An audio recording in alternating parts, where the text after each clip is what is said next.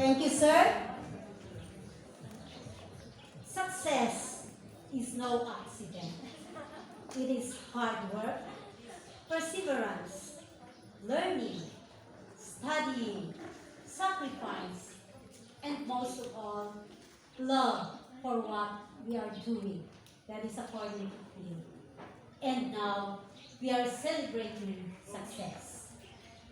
To our highly esteemed guest, the lady of the day, our EDCOM Chair, the Honorable Juanito Pacton, our Barangay Captain, Honorable Terry Paradillo, with the council members in attendance, to the SB Whites, Madam Agnes Ipulia and Madam Victoria Ya, Madam Mary Ann Garces Tan, representing Ambrosio Foundation, to the equally brilliant district supervisors, Dr. Elvira S. Arbejo of Pangantucan South District, Dr. Mercedita P. Acap of Pangantucan North District, Dr.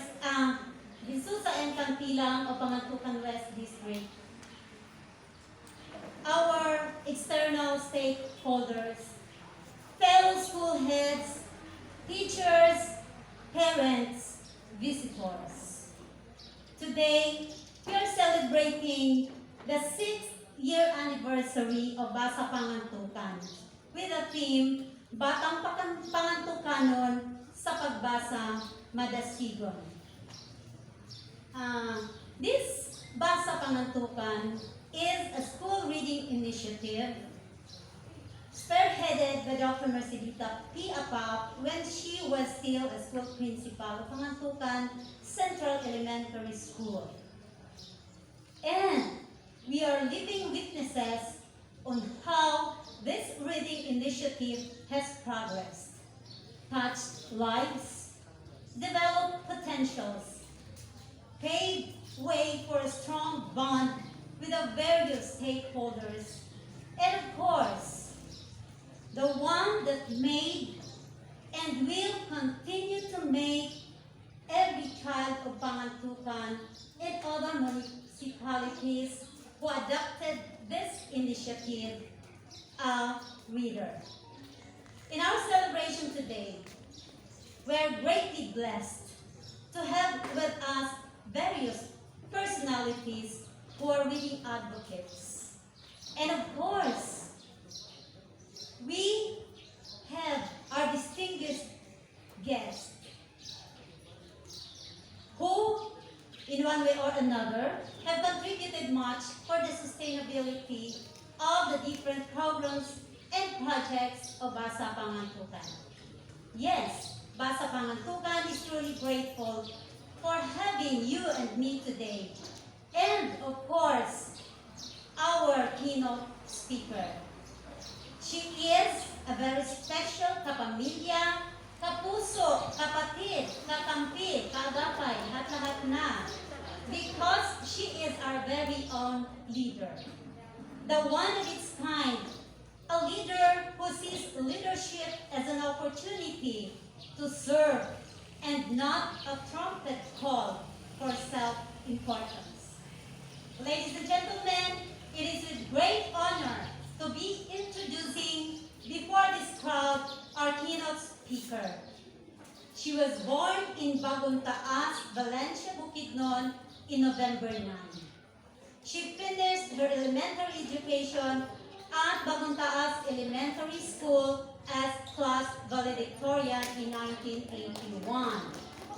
And in 1985, she finished her high school at Central Bukidnon Institute.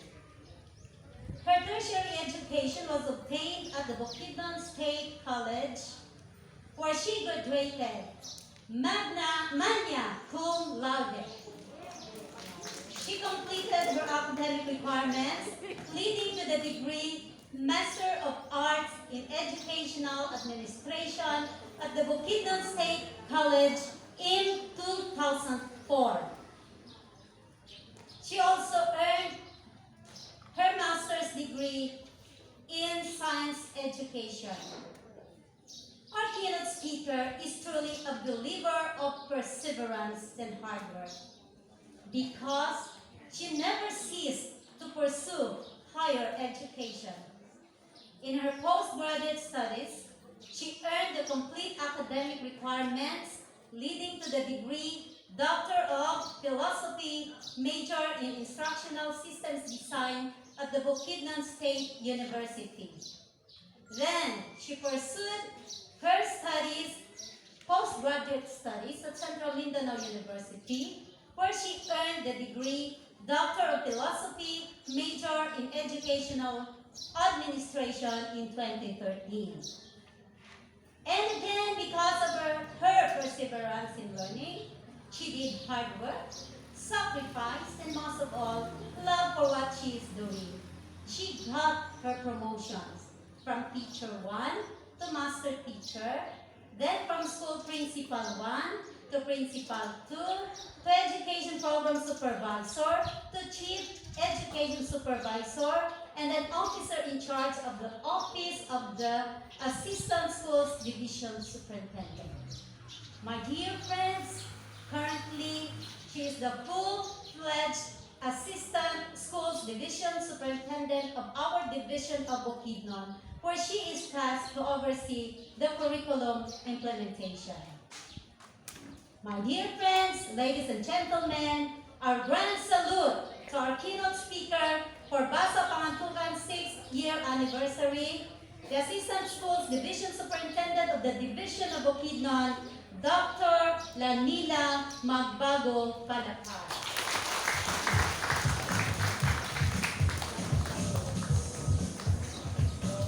Thank you very much, Ms. Leonor. You may be seated. Thank you for that introduction, wherever you got it. Salamat sa nag-supply sa imong information. You know, it is a great honor to be invited as your guest speaker. I will be lined up with the likes of Miss Audrey, Sir Randy, Ma'am Cherry Limbaco. Well, sige. I am very glad that I am part of this momentous event of your BASA Pangantucan.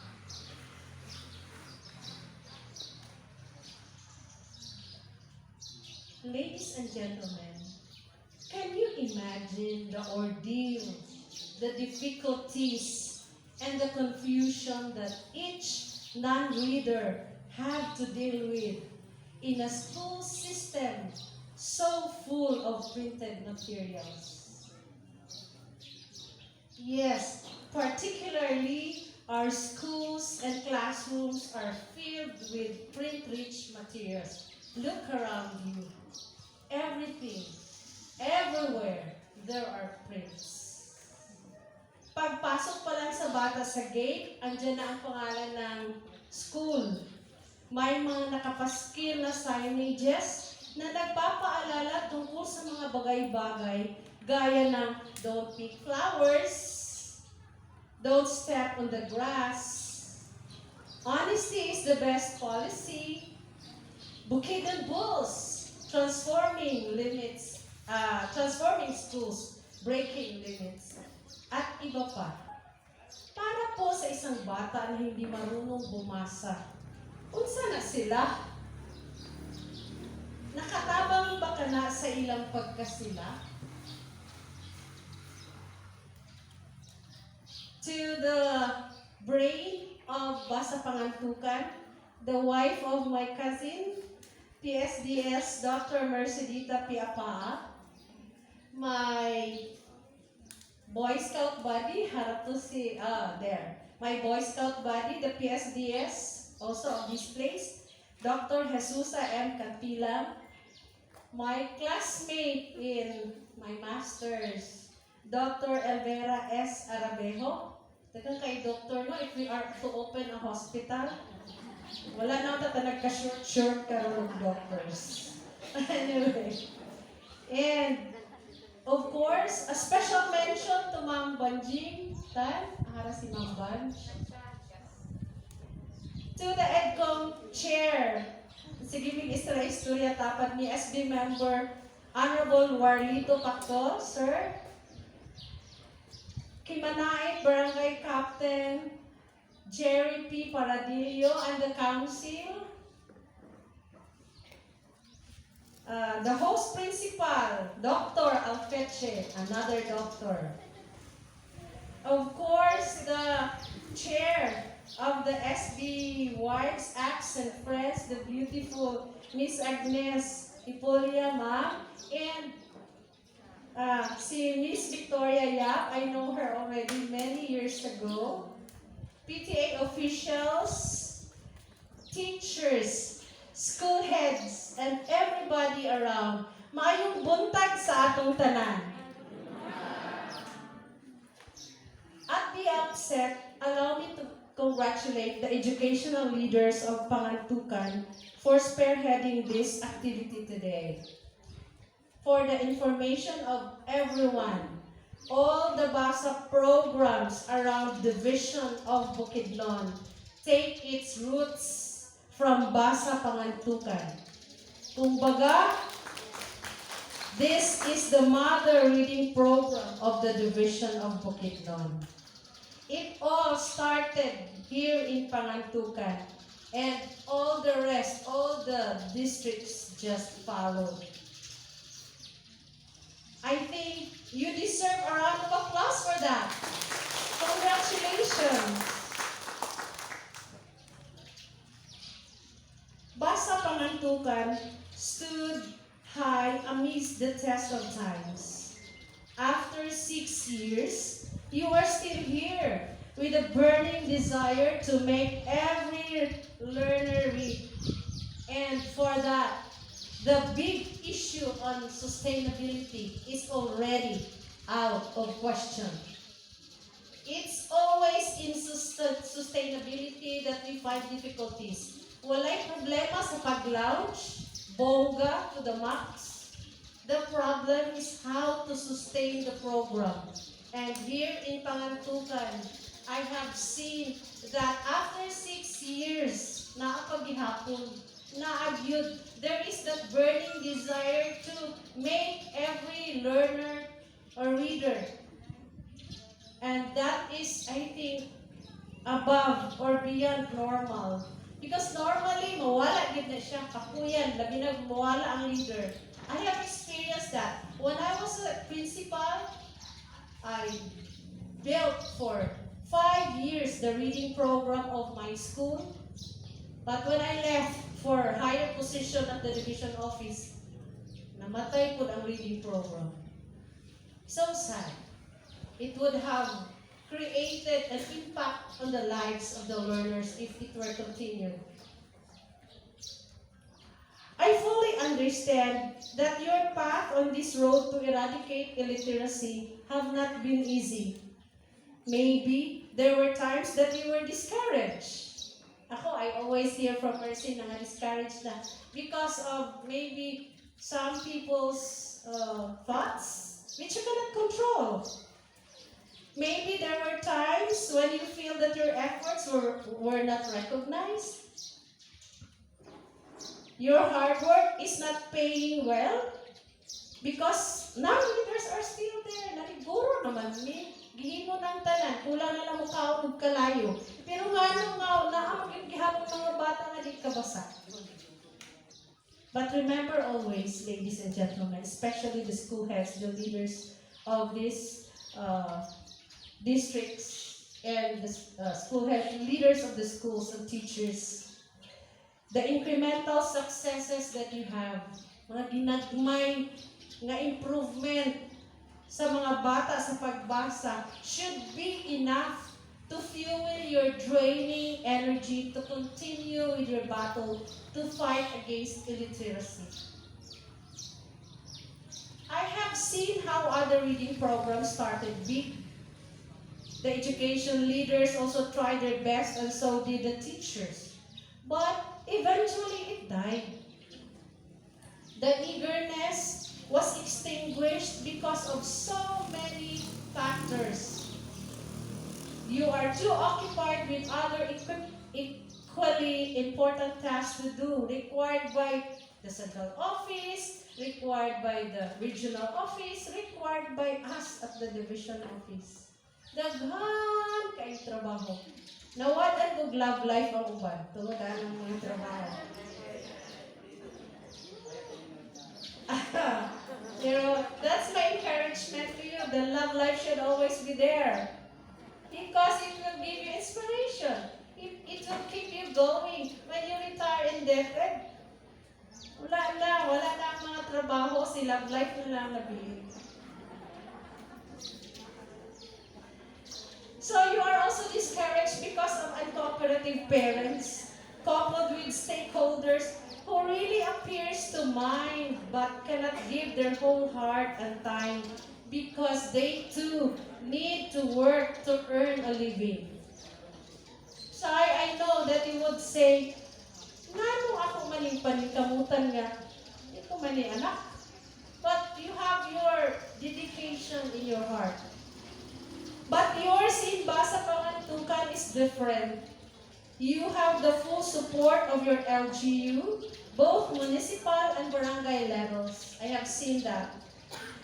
The other stakeholders are here to support you. We have the Ambrosia Foundation, the SB Wives and Friends, and many, many more. Naagid mo support. They are your wings beneath your wings. And I have seen before my very eyes the support given by Ma'am Banjing. Si Ma'am Banjing. Where is she? Oh! I had been assigned to 3 divisions. Valencia for more than 2 decades, more than 20 years. Camiguin 2 years and here Bukidnon almost 2 years. But it's only now that I have seen a stakeholder nga naagid permit every step of the way. She's always seen in the school, texting me, calling me how can we improve the educational delivery of children. Ma'am Banj, thank you for everything, ma'am. You should be nominated for Gawad Filipino Award. Dito. And I always pray that may your tribe increase. Allow me to bring you back to my introduction. According to a dissertation that I have read, an author claimed that 85% of what we are doing in the classroom involves reading.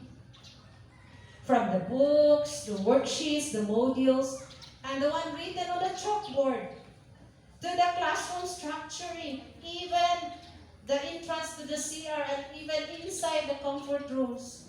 There are always posted, printed materials. In learning all the subjects in school, there are always printed materials. Ano po kaya ang dating nito sa isang bata na hindi marunong bumasa? Have you thought of that? Daghang kita gipamutang, but all these things are foreign to a child who cannot read. Can you imagine the humiliation that any learner has to bear because he or she cannot read? Plus, in your meetings, or maybe the principal will drop inside the classroom, "Ma'am, pila na lang itong non-reader?" "Sir, duha na lang yun kabuok." "Ay, ma'am, why?" "Ay, sir, unsaon man nga ang mama ani kay grade 2 ra pod."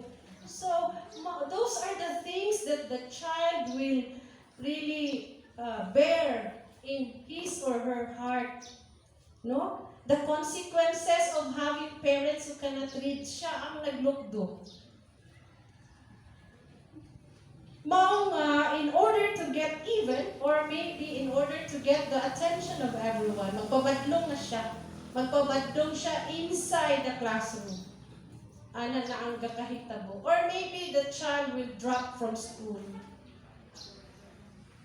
I believe in my heart that at the back of every Pangantucanon sa pagbasa madasigon are the committed teachers who dedicate their lives in promoting literacy to the learners. Kaway-kaway naman dyan mga teachers. Where are the teachers?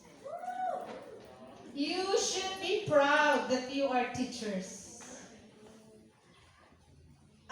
pagpadasig sa mga bata nga makakaton og basa anaa sa mga kamot sa mga magtutudlo. Aside sa cellphone. Diri, cellphone. Diri sa wala, cellphone. Diri, tudlog basa. Mga magtutudlo nga anda magsakripisyo aron ug alang ang iyang mga magtutungha magbadasigon sa pagbasa. On this note, I am challenging the school heads. Where are the school heads? There. I am challenging you school heads and PSDSS to provide a nurturing and happy workplace for the teachers. Please remember always that happy workers produce best results. Kapag maligaya ang mga guro, magiging masigasig po sila sa kanilang pagtuturo. If the school heads will treat the teachers well, will provide a very nurturing environment, magmalipayon ang mga teachers, malipayon po na sila nga mo at tubang sa ilang mga pupils. But if school heads are very strict, sobraan ra abot sa langit ang kaistrikto, pag atubang ra sa mga bata, buthan yun na niya ang mga bata. Dito ibuto iya kasuko sa helpless children. So, school heads and supervisors, let us make our teachers happy. Happy legally. Kay basi main ka nga, ulit na mo kay ang mamalipayon mo. That's against civil service law. Oh, inanak siya. During our time, there were no reading programs such as this. There were no e-carp. You know what is e-carp? Education, every child a reader program. This is the umbrella program of the Department of Education. And below that is CNR. During our time, there were no CNR, Care for Normal Readers. There were no 4Bs, batang bukid nun bumabasa. There were no BASA programs. But take note, all of us in our class were readers. I belong to a combi class of grade 1 and grade 2. All of us were readers. Wala pa ng mga kaik-ika nato ng mga basa, di ba? Wala siya. And then, back in our reading sessions, the teachers will always use cartilla. You know what is cartilla, di ba? Babe, bi, bobu, kake, iko. Now we have Marongko, we have Fuller, we have phonemic approach, we have four-pronged approach, uban-pang approach. But why are there so many non-readers? But, so as I realize that as we complicate our lives, we are making it difficult siguro for the learners because they too are living in a very complicated society, such as what we have today. Inana siguro. Kaya nga no, ato una makabasahan. And then when I asked the teachers, why is it that some cannot read? Ma'am, dili na magud siya pwede bunalan mo?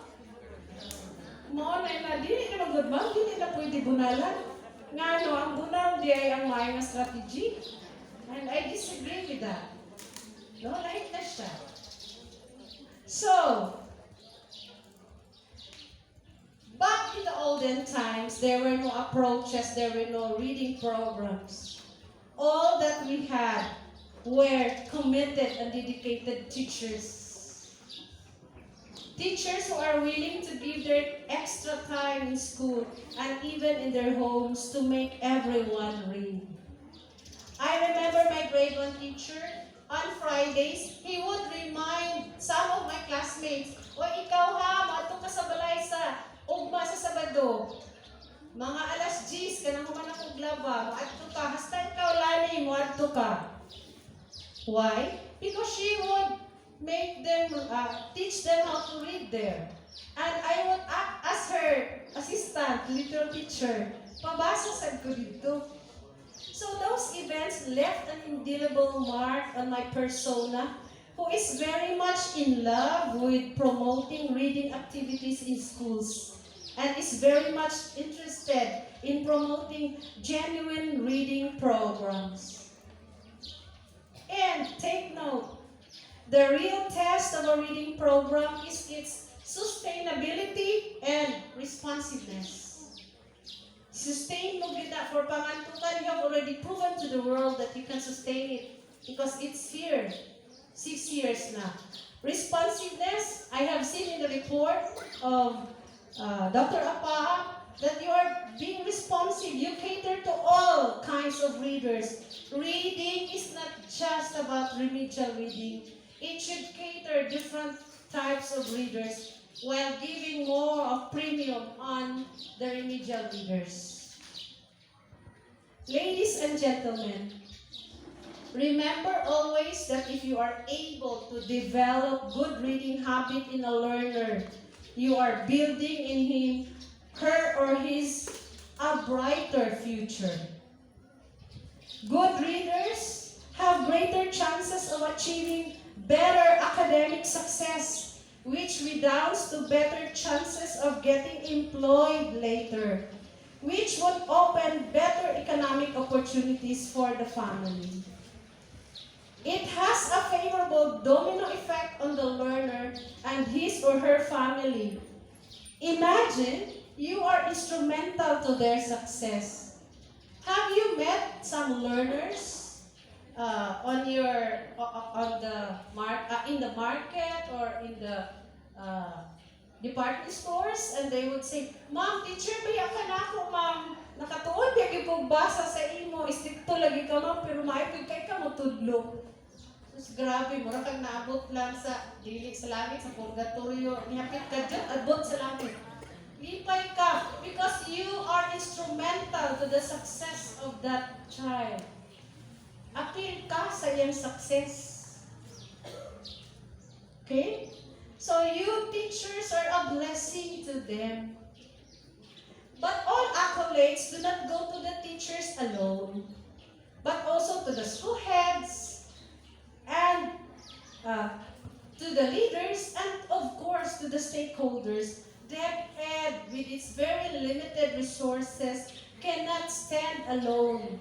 Di pwede kita ra. We need our stakeholders. Partner kita permit. But let us not forget that the stakeholders are not only there for donations, for mga pahina or amot. We also need their presence to, uplift our spirit when we are already down. Kung naay mga ginikanan nga magtabang sa ato, we really appreciate that, di ba? So even their presence is enough to refuel our energy. If you are able to redeem, this is for the teachers, if you are able to redeem one and only one learner from the bondage of illiteracy, that is already something. Kana kitang bata nga murag wa naging pag-asa makabasa. Ako, I experienced that. When I was a principal, I was a tutor of one grade 6 pupil. Nagabunugod yun sa iyang mama para makatuon og basa. So I said, "Manang, ayaw na. Ako na lang tudloan na imong anak. Kay mag-ana ang bata, ana-anaon niya og ballpen. Kay dili gyud makabasa." So I volunteered to tutor the child. So I told the child, "Love, 12:30, kinahanglan na ka diya sa akong door ha, sa principal's office. Kaya matuog pa man ko 12 to 12:30. Pagka 12:30 to 1 siya, ako atubangon." I taught him how to read. And it is so frustrating, kaya makabasa siya gamay, pagkaugma, wala po. Inana man good ang mga non-reader. We need to understand them. Ang mama, sige kasuko. So, one time, she went to the school, "Ma'am, ambot na gining akong anak, ma'am, ambot na yun."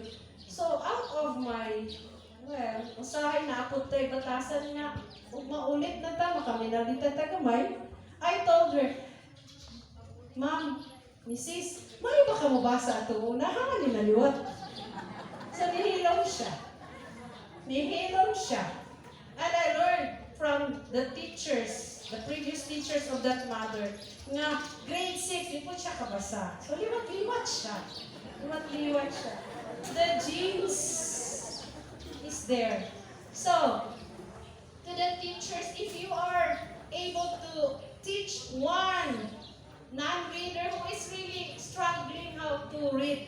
to read, then that is already something. You have made a difference.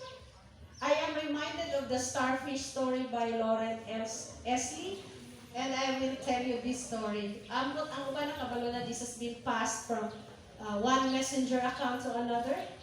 One day, a man was walking along the bridge when he noticed a boy picking up and gently throwing things back into the ocean. Approaching the boy, he asked, "Young man, what are you doing?" The young man answered, "Throwing starfish back into the ocean. The surf is up and the tide is going out. If I don't throw them back, they'll die because of intense sunlight." The man laughed to himself and said, "Do you realize that there are miles and miles of beaches and hundreds of starfish? You can't make any difference." After listening politely, the boy bent down, picked up another starfish, and threw it into the surf. Then, with a smile at the man, he smiled at the man and said, "I made a difference to that one." Like the little boy, we all can make a difference in the lives of our learners. Today, we celebrate the success of BASA Pangantucan Year 6. To the person who conceptualized this program, PSDS Mercy, and with the, of course, with the cooperation of the other two PSDSs,